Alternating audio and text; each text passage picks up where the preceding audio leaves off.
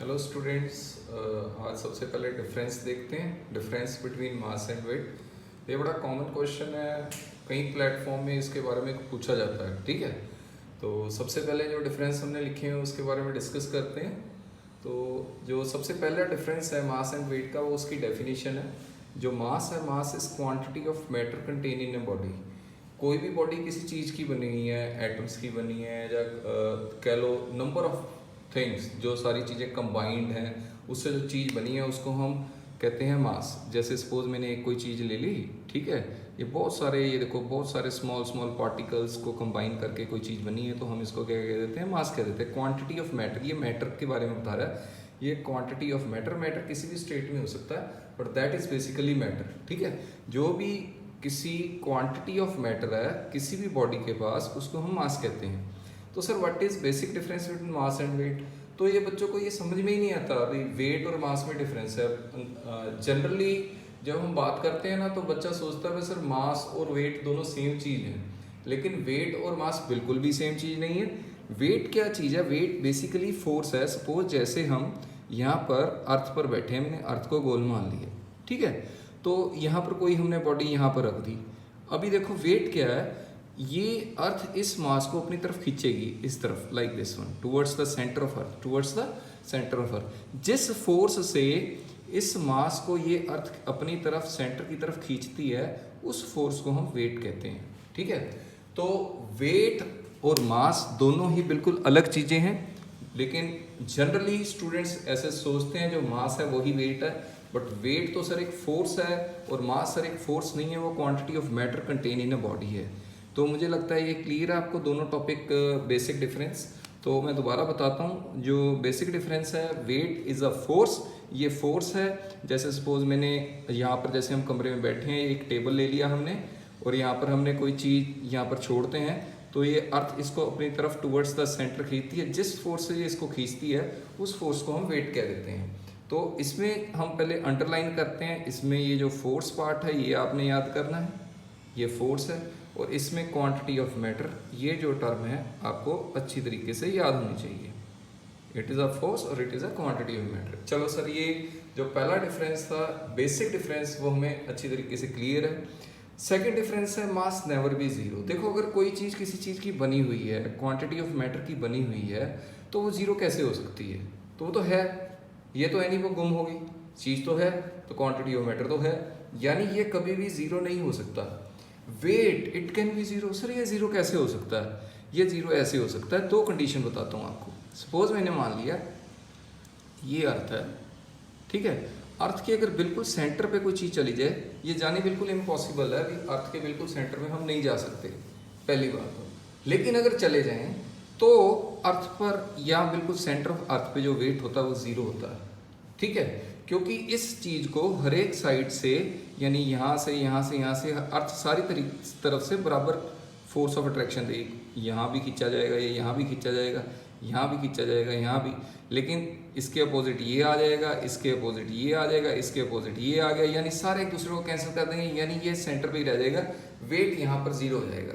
Sir और कहीं wait zero हो सकता है? हाँ हो सकता है। सपोज मैंने माना ये अर्थ है, आई सपोज ये मान लिया मैंने अर्थ है, और अर्थ के इन्फिनाइट डिस्टेंस पे, इन्फिनाइट मतलब बहुत दूर, अगर यहाँ पर देखें तो स्पेस में भी वेट जीरो है।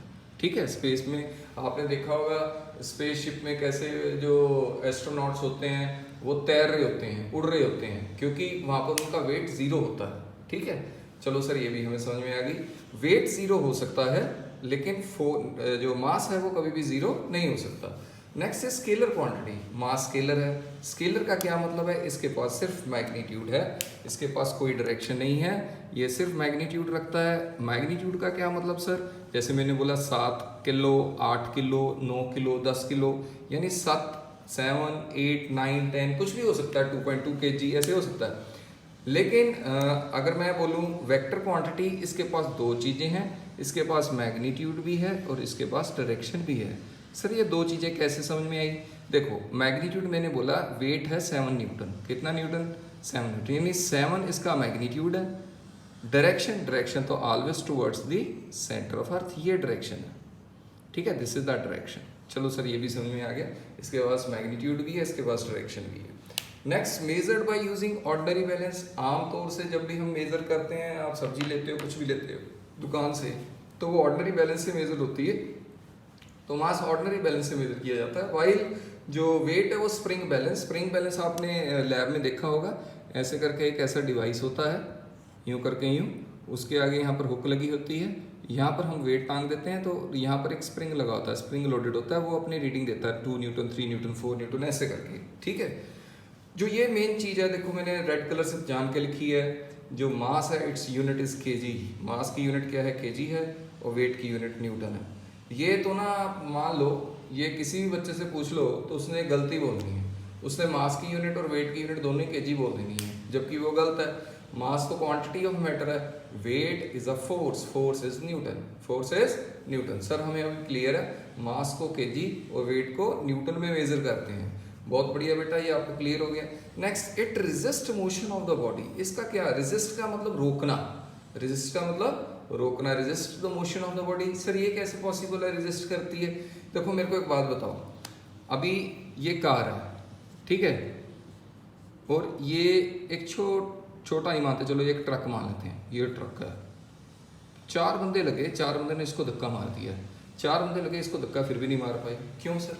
क्योंकि जो मास है ना वो रेजिस्ट करता है मोशन को, यानी मोशन रोकता है। जितना ज़्यादा मास उतना ज़्यादा रेजिस्टेंस होगी मोशन को, लेकिन अगर मास कम है तो रेजिस्टेंस कम होगी, यानी it resist motion of the body, मतलब मोशन ऑफ द बॉडी को रोकता है। While it produce motion in the body. Produce, देखो वेट क्या चीज़ है, जब भी यहाँ पर अर्थ है, और यहाँ पर कोई चीज़ लिखोगे, वेट ही एक ऐसी चीज़ है जिसके कारण ये इस तरफ आएगा। सर क्यों आएगा? क्योंकि it attracts towards the centre of earth, यानी वो उसको खींचेगी अपनी तरफ, यानी इट प्रोड्यूसेस मोशन। तो ये हमें बिल्कुल क्लियर है, it produces motion, it resist motion. Resist मतलब रुकेगा, प्रोड्यूस मतलब पैदा करेगा। बहुत बढ़िया सर, अच्छा समझ में आया हमें। लास्ट जो डिफरेंस है, it is not affected by the presence of other body. ठीक है, ऐसे है, देखो मैं मान लूँ जैसे हमारे बहुत सारे प्लैनेट हैं, तो एक दूसरे के प्लैनेट के मास से किसी को कोई फर्क नहीं पड़ता। ठीक है, सन का मास है, अर्थ का मास है, सबके मास है, मतलब एक मास दूसरे मास को कोई इफेक्ट नहीं करता। वाइल अगर मैं कहूँ जो वेट है वो फर्क पड़ जाता है। वेट में क्यों फर्क पड़ता है मैं बताता हूँ। अगर सपोज मैंने मान लिया, इसका मैं आपको एक एग्जांपल देता हूँ, ठीक है, दोनों को अच्छी तरीके से समझाने के लिए। देखो जैसे मैंने माना, सपोज यहाँ पर ये मून है और ये अर्थ है, ठीक है, हाँ सर ठीक है। अभी मैंने एक बॉडी यहाँ पर रख दी, ये एक बॉडी है, इस बॉडी का मास सपोज है 10 kg।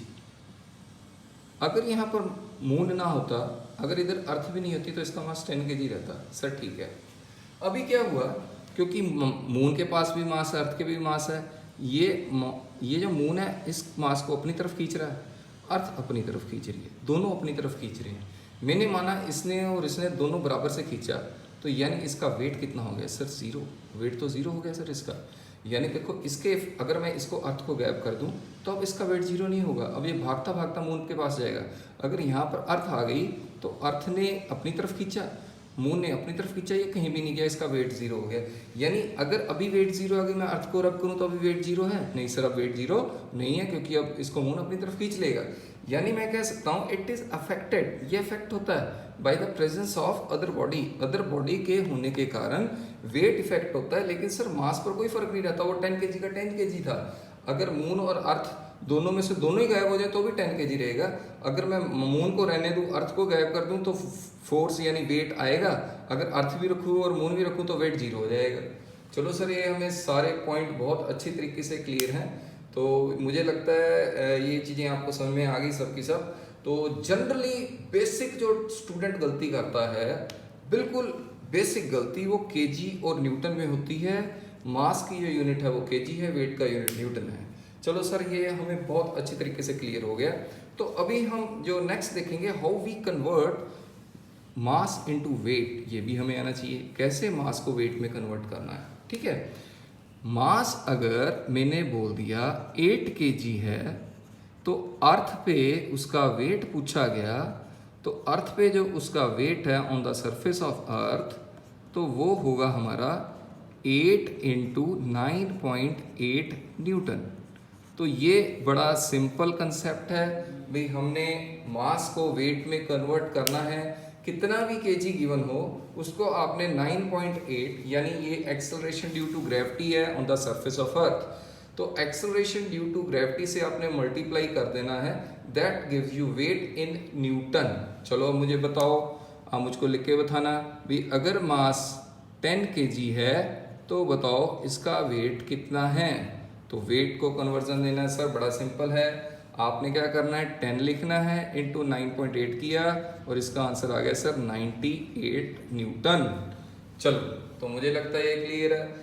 अभी ऐसे ही अगर वो अर्थ की जगह मून पे मास पूछ ले, तो मून पे जो मास होता है, अगर मैंने मास कहा 8 kg है, तो मून पे जो वेट होगा वो 8 इंटू 9.8 डिवाइड बाई 6 होता है। सर ये डिवाइड बाई 6 क्यों होता है? क्योंकि मून पे जो वेट है वो 6 गुना कम होता है अर्थ के सरफेस से। तो ये भी हमें याद करना है भाई, वेट जो मून पर है वो जो अर्थ पर है उसका हम 6 से डिवीजन दे देंगे, क्योंकि वहां पर एक्सेलरेशन ड्यू टू ग्रेविटी अर्थ पे 9.8 है, उधर होती है 9.8 डिवाइड बाई 6। ठीक है, तो मुझे लगता है ये कंसेप्ट क्लियर है।